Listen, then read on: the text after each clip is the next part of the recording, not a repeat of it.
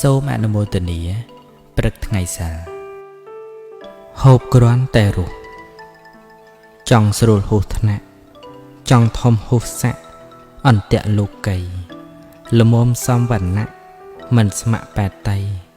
ចង់នេះឥតន័យកើតភ័យនាំរឿងធ្វើនំឥតស្ករផ្ទះឥតសសរសម្លឥតគ្រឿងច្រាំងចោតដីបាក់ទឹករីងទូកើងផ្លែទុំព្រឺងបេះបាត់ព្រោះឃ្លានទុំក្រោយគិបេះ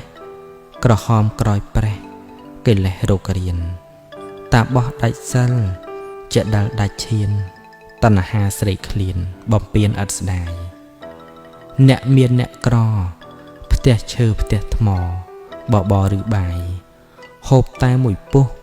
រស់កំដរកាយគូឲ្យសោកស្ដាយចំណាយឥតន័យ